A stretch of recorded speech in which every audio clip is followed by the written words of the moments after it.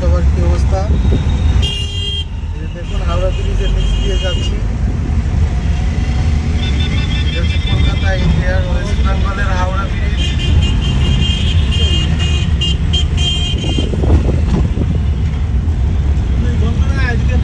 হাওড়া ব্রিজের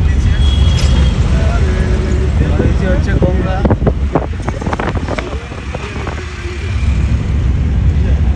আমরা আছি